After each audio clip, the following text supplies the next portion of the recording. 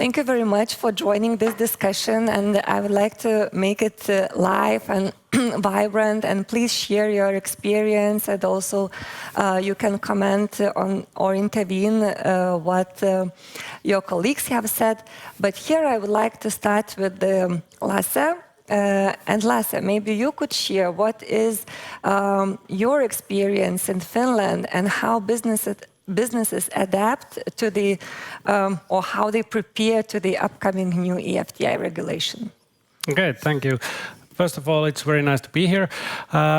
Finland has been quite active in FT regulation and implementing that.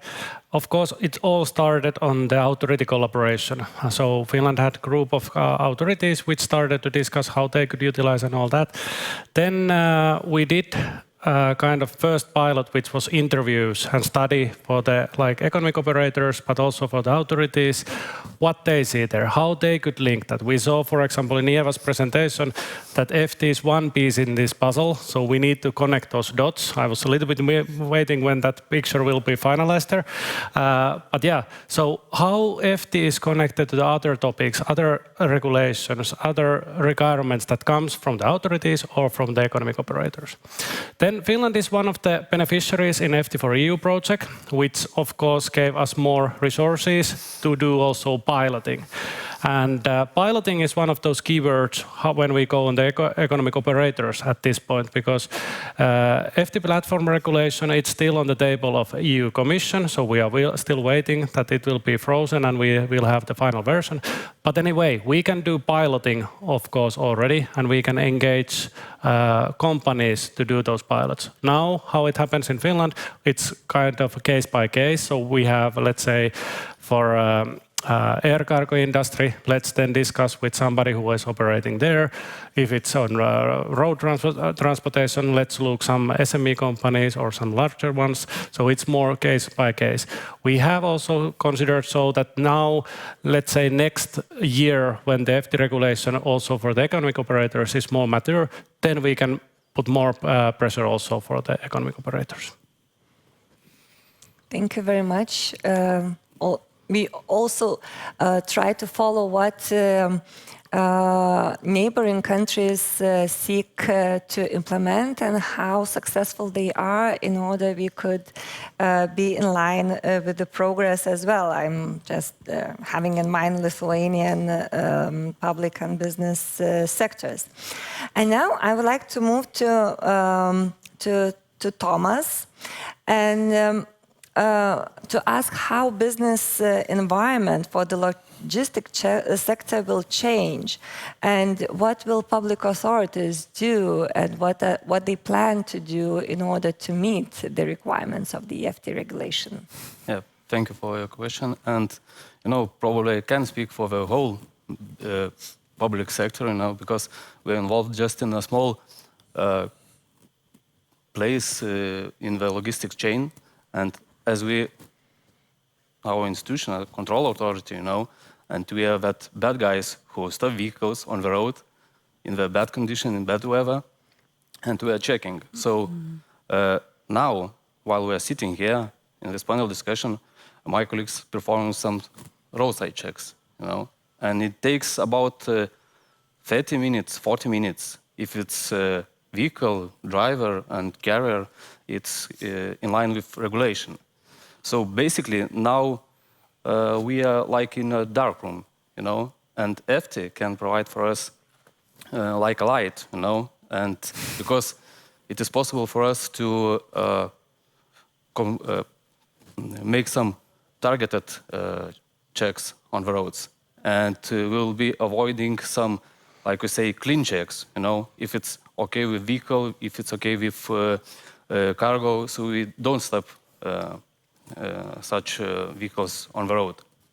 So, and the final, basically less physical control, it means that it's faster delivery, more mileage you can go, and at the end of the day, it's a happier client. And basically, FTA platforms, it's like a foundation of trust between authorities and business. Thank you very much. So employees, they are already aware of the changes that are coming and they are happy about the changes in their working environment? Of course.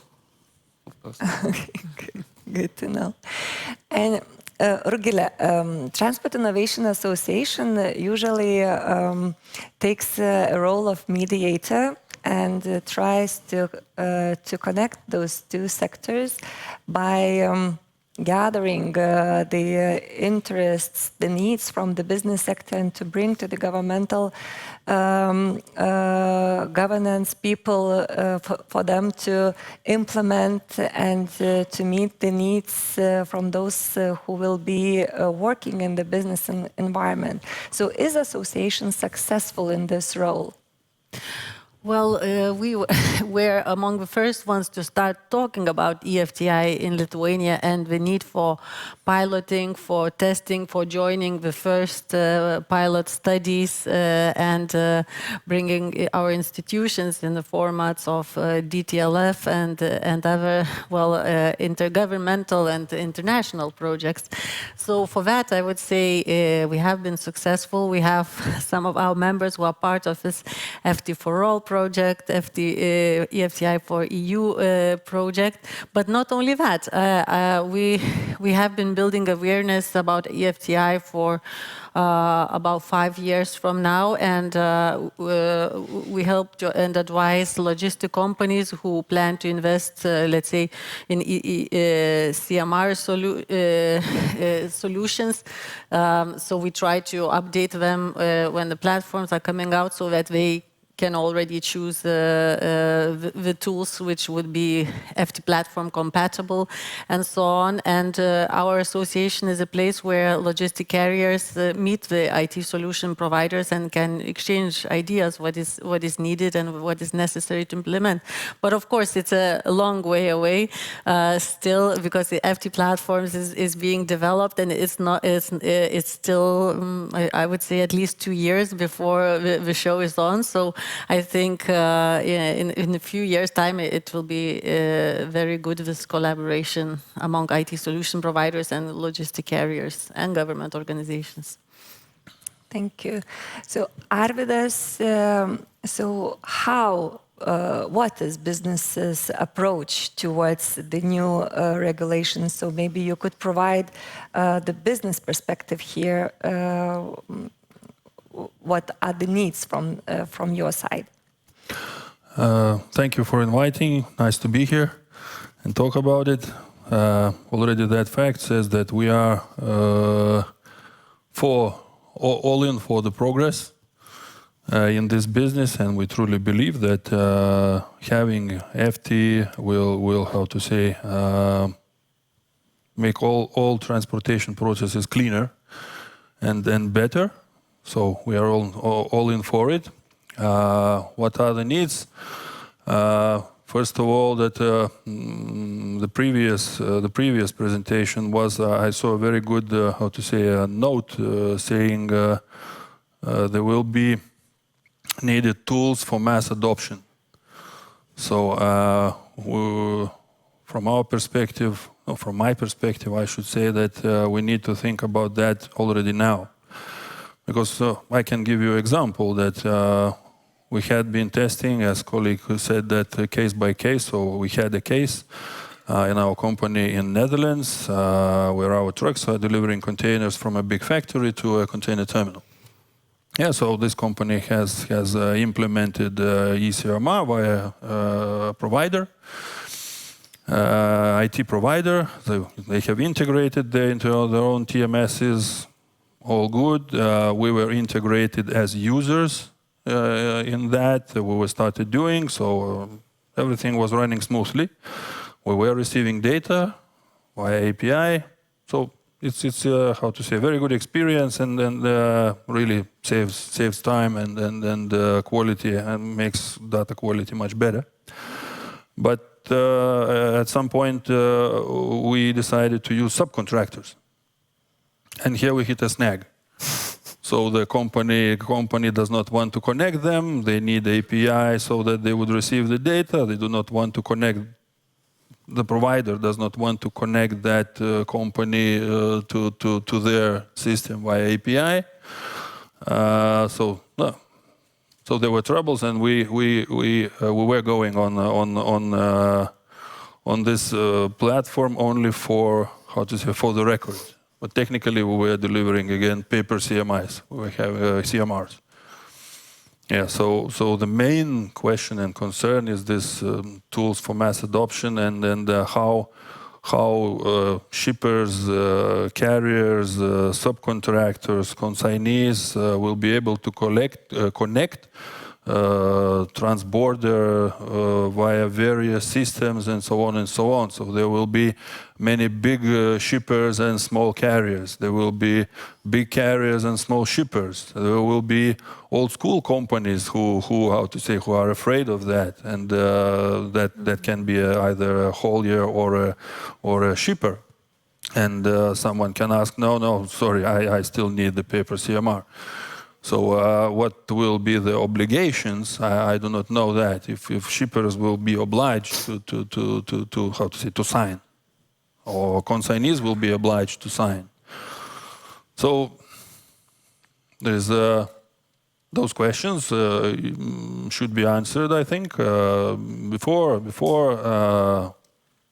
putting it on mass usage. Okay, thank you. So yes, I wanted to ask Lasse how you deal with this transition period. So just to comment on that, I think this was also one of the outcomes that came out on now one of our Finnish pilot projects, that moving from PowerPoints to real world, it's quite a big jump, and we need also this kind of test environments or some kind of support how we can make it easier to adapt these kind of new big changes, because in physical world it's quite easy that we can say that okay, this truck is now out from production and we will utilize that. But when you go in digital world, quite often in logistics sector we have only our production software that we are using, and we don't have this kind of test environment. That this is something that we should also consider. For example, now in Estonia they are giving financial support for the ECM adaptation. In Finland, I think we will be one of the first countries who have FTGate available for also testing. So we can make this kind of test environments. But this is something that now in this public-private collaboration, we should really look. Now when the public organizations can finalize their side pretty soon, so that FTGates and all the environments are ready, then we should focus on that, how we make this transition, because it will be a huge thing. We have also heard, for example, in Finland, that many of these kind of smaller or micro companies which are operating in the logistics sector, they don't have any kind of ERP systems. And we are talking that we get data from the ERP systems, but if they don't have any of those, so this will be a big thing. But yeah, I think this is this kind of public-private collaboration that we really need to look, and I think it will come next year somewhere. It's time for this. Yeah, in my mind, I also have a picture. For example, if we are a Lithuanian company and we are delivering goods from Netherlands to France, for example. So in Lithuania there are certain providers which we may have connections to, but our shipper is in Netherlands. In Netherlands he has other provider, and he does not want to change that. So I will have to connect to his provider, or he to mine, or will they be able to how to say, interconnect via the government database? This I'm not sure. And there will be also a consignee who is also in the same chain. Mm-hmm. And then he may be big, he may be ambitious. He says, do not use the holding company that do not have connections to my system. What then? So these questions are in my mind, but you know, usually people are afraid of what they do not know. So that's why I'm here listening to what's happening. I hope it will. Yeah. It will solve itself before it's implemented, and then see how it goes. Mm-hmm. Can I comment shortly? Very short, like what we saw also in Eva's presentation, where we had a lot of those new legislations that are coming. I think those are now paving the future for us. It will be digital, it will be sustainable, and it will be transparent. And for that we need these digital solutions. And I think now authorities are enablers. They are now opening this digital world. So after this, it will be then business side, how you can utilize this, how you can make this effective. But exactly those questions that you pointed out, those are still somewhere around. And with this kind of piloting, when we go on the concrete world and we test those in real life, we can learn how these are working. We should share the information. Of course, I know that companies are competing and there is hard competition ongoing, but still, I think like 80% of these digital solutions are pretty much the same. And that's why standards, for example, what FT is providing, could be also utilized in B2B collaboration, what was listed on the Eva's presentation there. Those are things that will come there soon, but those are not yet there. Yes. And if I may add, I really liked how Rudy put it in his presentation. We are building this very expensive FT architecture, and it's maybe too expensive so that it remains not used. And like we hear more and more that it's not yet obligatory for business, but for sure, I think the European Commission will come to question to revise this. And the more quality this architecture has, hopefully the easier for businesses it will become to integrate those API solutions into each other's ERPs, and hopefully not to over-invest in it as well. And Thomas, yes. Yeah, maybe, guys, we are discussing and just make an agreement, business should make an agreement between them. And for control authorities, just give us information and it will be easier for everyone. But from the point of controllers, so you have a plan how to deal with this transition period, and maybe some even single stop will need to be checked digitally, and also the papers as well. So yeah, it's possible. But first of all, this gives us opportunity to analyze and monitor, and after that make some decisions to stop or not, and so on. And make maybe some different kind of actions. It's basically related, for example, for cabotage operation. So, yeah, now we need to stop vehicle and to check it. After, if we get this information, it will be, approved and secure. So there is no need to stop, and we can see everything on in the clouds. Yeah, and I would like to add that. In principle,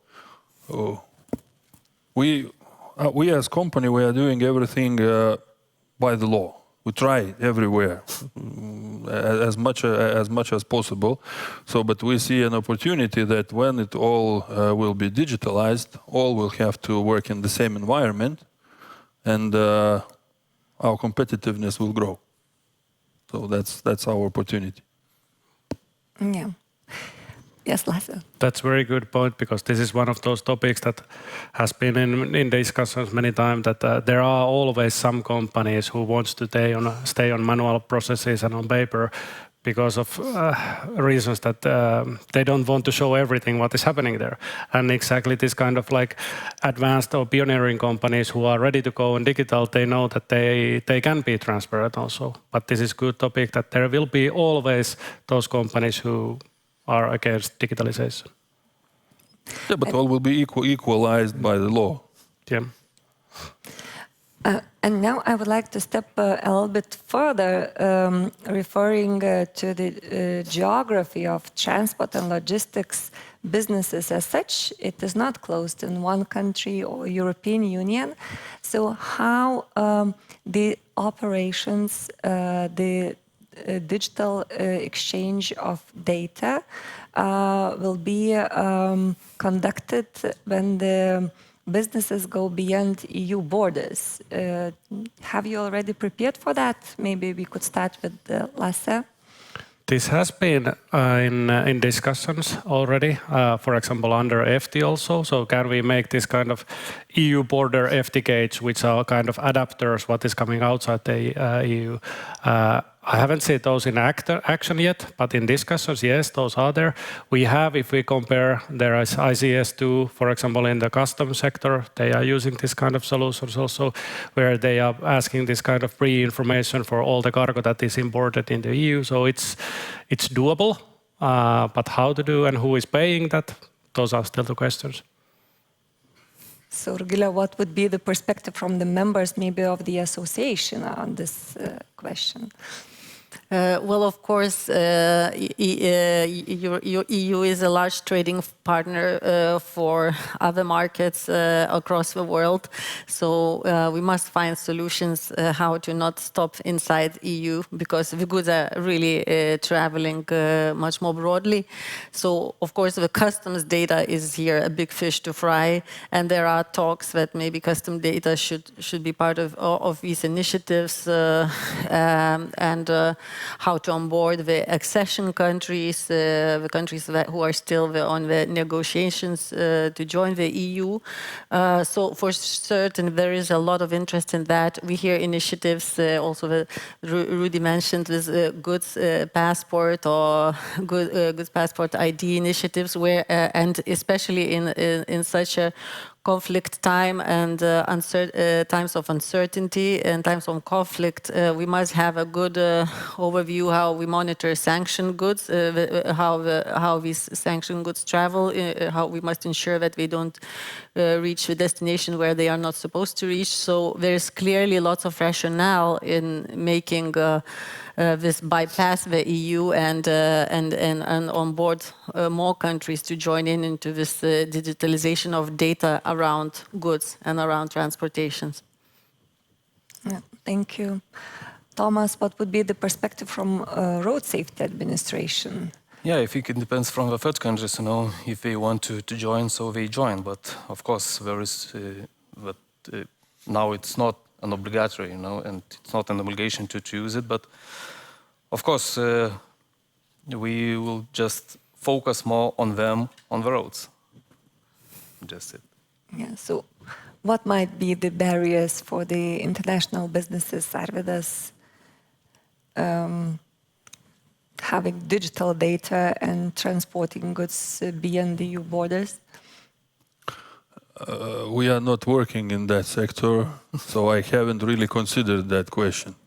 We are inside Europe, but I agree to others that with every other nation, it would be hard to agree to adopt the same standards.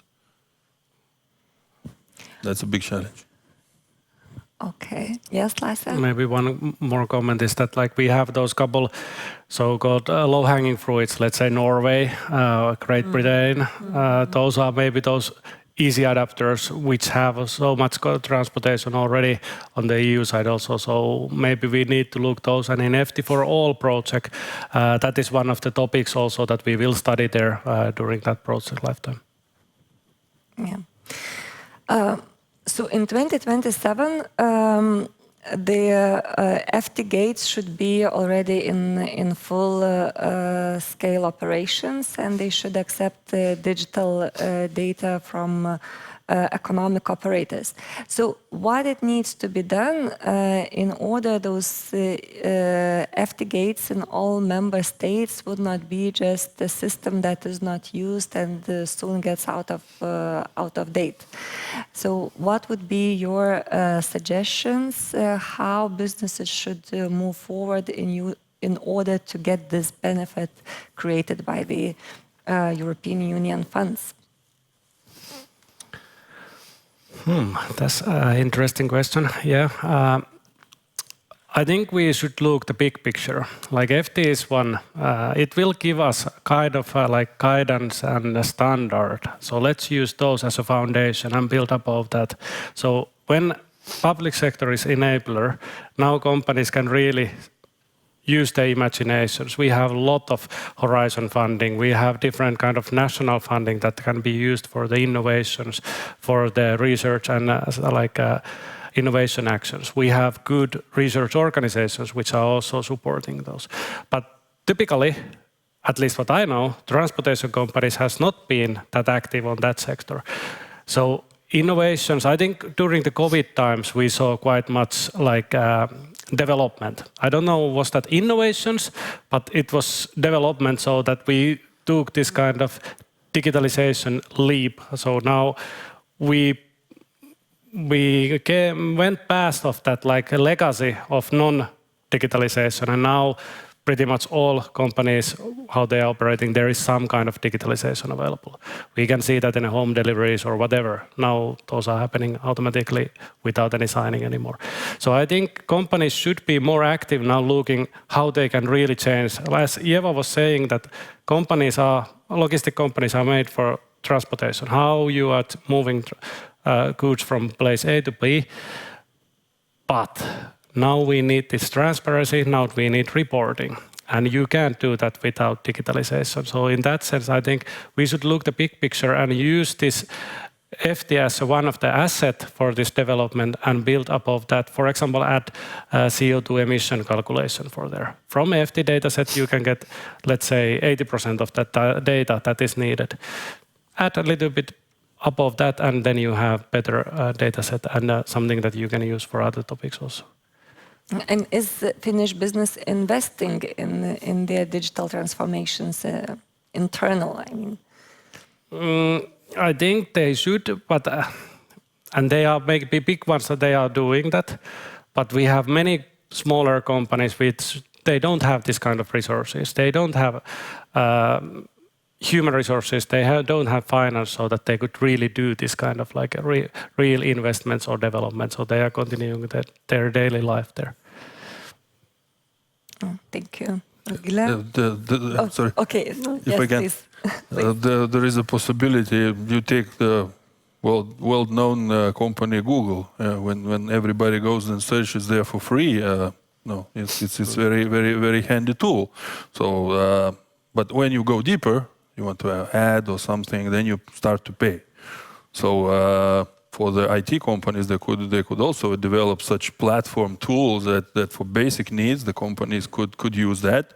The small companies would use that, and so on and so on. But and then if you add extra modules, extra products to that, so that could be also a nice thing and